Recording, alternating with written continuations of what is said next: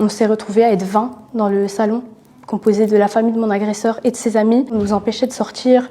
Non, ça se passera pas comme ça. Il faut qu'elle avoue qu'elle mente. On me rabaissait sur mon physique, que si il pouvait choisir qui agressait, ce serait pas moi parce que j'étais trop moche, j'étais trop grosse. Quand j'essayais d'expliquer ce que ça avait créé en moi et que j'ai dit que je pensais au suicide, la dame qui était censée être l'amie de ma maman m'a dit il fallait. J'avais l'impression de me faire abuser une nouvelle fois, tellement que c'était violent. Tout a commencé en 2018. J'étais dans ma chambre, endormie. Il y avait mon petit frère qui jouait à la PlayStation en bas et mes autres frères et sœurs qui étaient dans leur chambre. Mes parents aussi étaient dans leur chambre, donc c'était la nuit, un soir de vacances, il me semble. J'avais 15 ans en 2018. Et il y a ce garçon qui avait l'habitude d'être à la maison parce qu'on le considérait comme un membre de la famille, qui est venu se glisser dans mes draps. Il a mis ses mains sur mon corps et il s'aidait de mon corps pour se masturber. Il mettait sa main sur ma poitrine et d'autres parties de mon corps.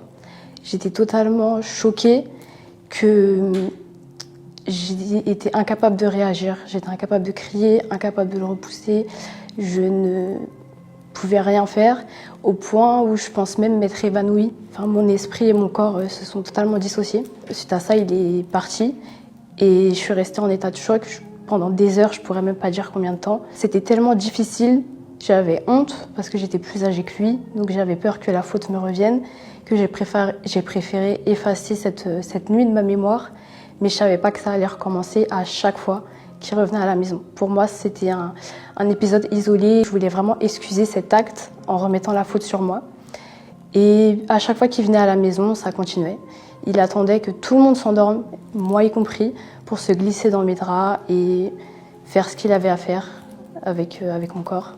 Je me réveillais au moment où il venait faire ses attouchements, mais je ne montrais pas que j'étais réveillée. Je ne savais pas comment l'affronter et je me disais, c'est mieux de faire comme si il pensait que je ne savais pas.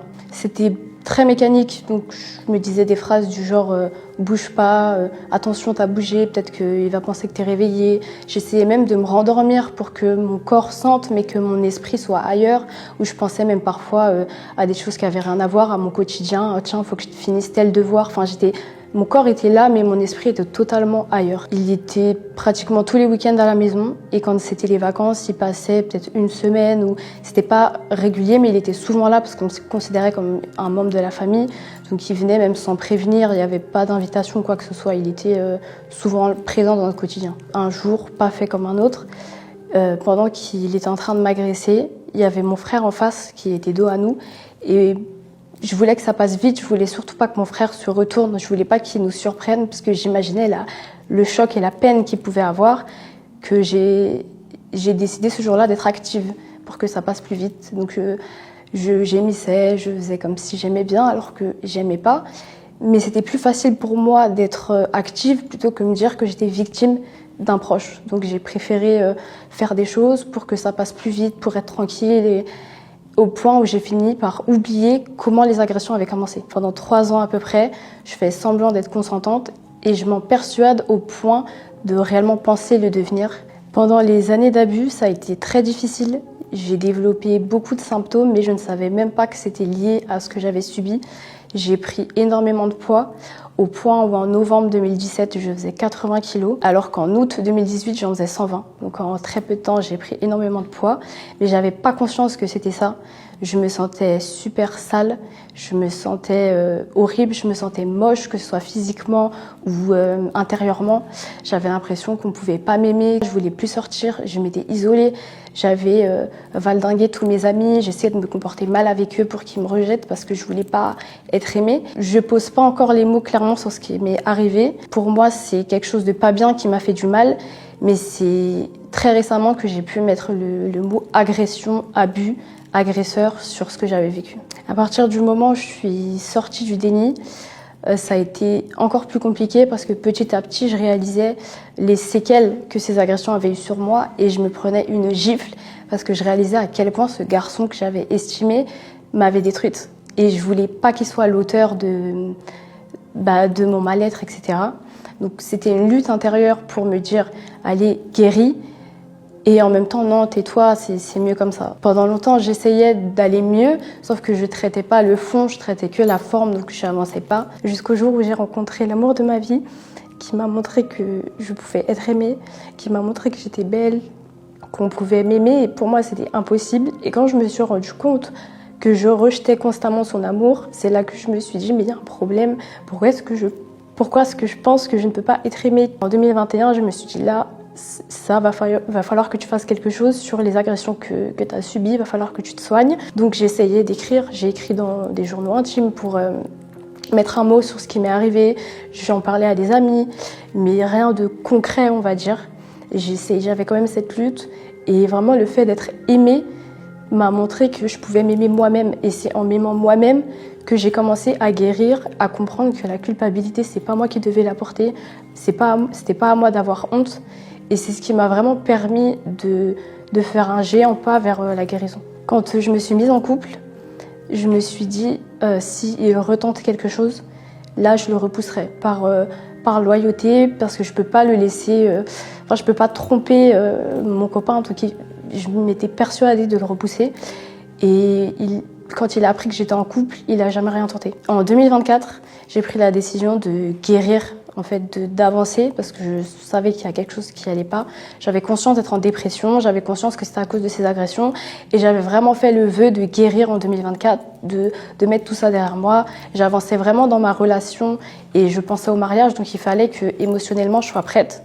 Donc je savais que je devais le dire, mais je savais pas comment m'y prendre, et ça s'est passé hyper naturellement. À la base, avec ma famille, on était en train de parler d'actualité, et je sais pas pourquoi j'ai posé cette question à ma maman. Je lui ai dit et toi, si un de tes enfants avait subi quelque chose, est-ce que tu voudrais le savoir? Et vraiment, cette phrase, elle est sortie toute seule. Elle m'a regardée, et là, on s'est compris. Je m'en souviendrai toute ma vie, parce que c'est exactement le choc que moi j'ai ressenti quand ce garçon est venu pour la première fois dans ma chambre.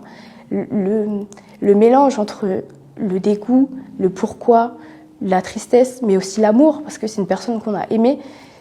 Et on se dit, comment est-ce que ça a pu arriver? Comment cette personne a pu faire ça, a pu me faire ça? Et leur regard, c'était exactement ce que j'avais ressenti pendant toutes ces années. J'ai eu la chance d'avoir une famille qui n'a jamais remis en doute ma parole, qui n'a jamais posé des questions accusatrices, qui m'a jamais dénigré par rapport à ça. Au contraire, ça nous a renforcés quelque part. Ça m'a fait du bien de le dire, parce que je me suis dit, j'ai plus besoin de faire semblant.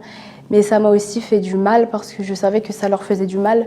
Donc le fait non seulement de dire ce que j'avais vécu, mais aussi de nommer l'agresseur, ça a créé en eux un choc, beaucoup de peine, beaucoup de désarroi.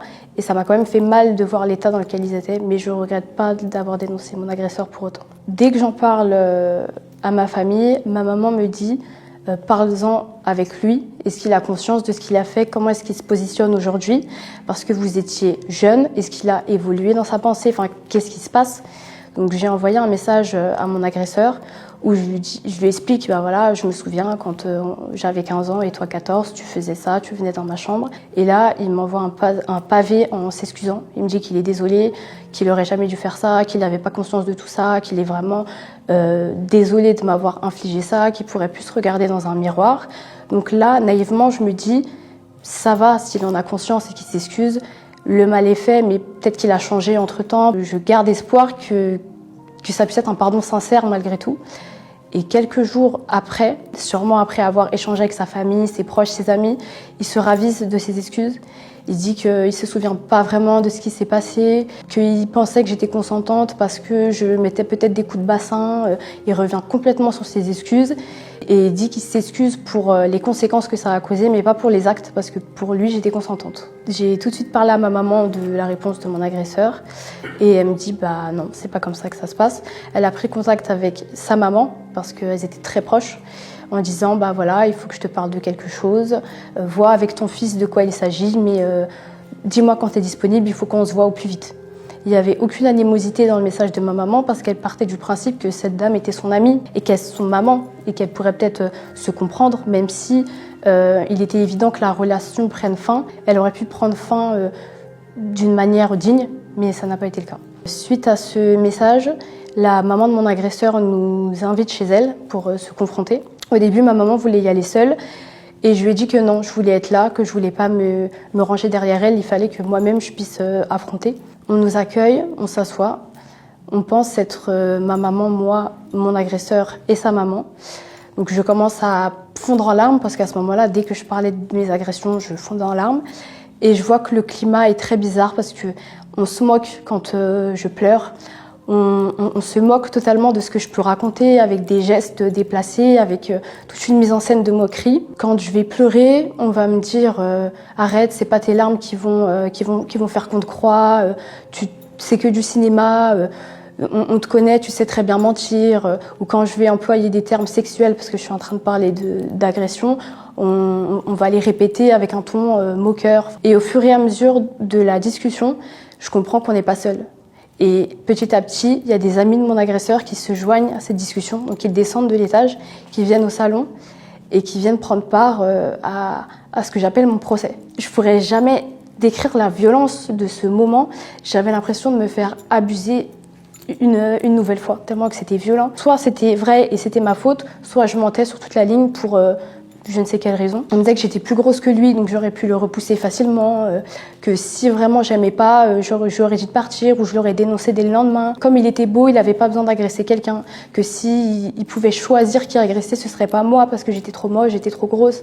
Pourquoi moi alors qu'il avait des copines qui étaient plus belles que moi? Enfin, c'était ça pendant 7 heures. On me rabaissait sur mon physique, sur ce que j'avais vécu, sur les séquelles que ça m'avait laissé, au point où, quand j'essayais d'expliquer ce que ça avait créé en moi, et que j'ai dit que je pensais au suicide, que j'étais à 2 doigts de me suicider pendant un certain temps, la dame qui était censée être l'amie de ma maman m'a dit il fallait. Donc, une personne qu'on a considérée, qu'on a aimée, je pense surtout à ma maman, de voir une personne qu'on a considérée comme une amie, comme presque une sœur, souhaiter la mort de son propre enfant. Et ça a été ça pendant 7 heures. On nous empêchait de sortir. Non, ça se passera pas comme ça. Il faut qu'elle avoue qu'elle mente. On voulait absolument me faire dire que je mentais, que c'était faux. Et au fur et à mesure, tout le monde descendait. On s'est retrouvés à être 20 dans le salon, composé de la famille de mon agresseur et de ses amis, à m'accuser, à rigoler. Dès que je pleurais, ils se moquaient. Ouais, ça se voit qu'elle fait semblant, regardez, ça se voit que c'est pas des vraies larmes, ça se voit qu'elle s'est forcée. Au final, ma maman et moi, on redescend. On comprend que si on va pas dans leur sens, on est en infériorité numérique, ça aurait duré 15 heures. Donc ma maman dit oui, allez, on va y aller. Et donc, ils essayent de nous retenir une dernière fois. Non, ça peut pas se passer comme ça. Il faut qu'elle avoue qu'elle ment. Et là, ma maman, elle dit moi, je suis persuadée qu'elle ment pas. Toi, tu es persuadée que ton fils ne ment pas. Concrètement, qu'est-ce qu'on fait? Donc là, la maman de mon agresseur invente une excuse bidon. Elle dit d'accord, on s'excuse parce qu'il est rentré dans ta chambre, mais on s'excuse pas des actes qui se sont passés. Et donc là, ma maman dit ok, ça me va très bien, on s'en va. C'était simplement pour qu'on puisse partir. Bien sûr que ça ne lui allait pas à ma maman. Et suite à ça, on a pu rentrer à la maison après 7 heures de confrontation et de violence. J'ai pensé à porter plainte, sauf que j'ai aucune preuve. Déjà qu'en cas de viol où il y a pénétration et donc des traces, parfois c'est pas suffisant pour prouver le non-consentement. Donc je me dis en cas d'attouchement, c'est presque impossible. J'ai aucune preuve, si ce n'est des carnets que j'ai pu écrire, mais sinon j'ai aucune preuve. Et vu ce que j'ai vécu avec des gens proches, je me dis comment ça va se passer au commissariat, comment ça va se passer devant un juge.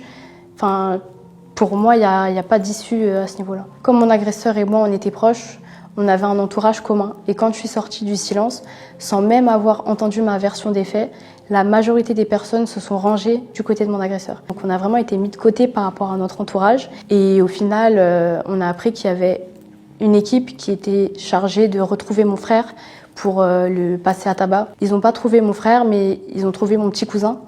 Et donc ils se sont vengés sur lui en se servant d'une autre histoire. Ils l'ont frappé avec des barres de fer, comme pour me faire regretter ce qui s'était passé. Et j'étais tellement en colère qu'on puisse s'en prendre à ma famille physiquement. J'avais des envies de vengeance, j'avais moi aussi envie de recourir à la violence, mais je me suis dit que si je répondais à la violence par la violence, ça n'en finirait jamais et il y aurait peut-être un mort au final. Les jours qui ont suivi, les 7 heures ont été très difficiles. Je restais en état de choc pendant toute une semaine où je ressassais le film des 7 heures, je dormais pas, je repensais qu'à ça. Et je me suis dit, il faut absolument pas que j'oublie ce qui s'est passé. Il faut pas que j'oublie chaque mot que les gens ont pu employer. Et là, je me suis mis à écrire. Je dormais presque plus, je mangeais plus, je faisais qu'écrire. J'écrivais ce qui s'était passé, j'écrivais mes agressions parce que j'avais peur de les oublier et je voulais pouvoir avoir une trace exacte de ce qui s'est passé. Et pendant que c'était encore frais dans ma mémoire, j'ai écrit pendant toute une semaine, j'écrivais. Et quand j'ai fini d'écrire ce qui s'était passé pendant les 7 heures et mes agressions, je me suis dit, mais c'est peut-être comme ça qu'on écrit un livre. Le fait d'écrire un livre, ça m'a apporté énormément. J'ai pu apaiser mes mots en me disant que ce que j'avais vécu, il va peut-être servir à d'autres personnes. Peut-être que mon histoire va permettre à une personne de sortir du silence. Mon livre s'appelle Les 7 heures, en référence à ce que j'ai vécu. Il est sorti le 1er octobre 2024. C'était important pour moi de témoigner pour montrer aux gens qu'il n'y a pas une sorte d'agresseur, que c'est pas forcément le monsieur au coin de la rue, que ça peut être quelqu'un, et très souvent de proche, que ça peut être une personne plus jeune, que ça peut être une personne qu'on a estimée, et qu'il ne faut jamais protéger son agresseur, parce qu'en protégeant son agresseur, c'est soi qu'on met sur le bûcher. Le conseil que je pourrais donner à des personnes qui ont été victimes d'abus, c'est de prendre conscience que c'est absolument pas de notre faute, c'est jamais notre faute. On ne peut pas être coupable de ce qu'on subit, c'est juste impossible. C'est pas de votre faute. Vous n'êtes pas responsable, peu importe ce que la société pourra dire de vous, peu importe les circonstances, vous n'êtes pas responsable. Si vous vous posez la question, est-ce que c'est des abus ou pas, j'ai envie de dire, quand il y a un doute, il n'y a pas de doute, parce que quand le consentement il est donné, il est donné. Donc il n'y a pas de doute. Dénoncez vos agresseurs et surtout entourez-vous parce que vous pensez être seul, vous broyez peut-être du noir, vous luttez peut-être pour rester en vie et je sais ce que c'est, mais je vous assure que vous n'êtes pas seul, il suffit juste d'ouvrir les yeux et de se persuader que demain sera meilleur, même si je sais à quel point c'est difficile.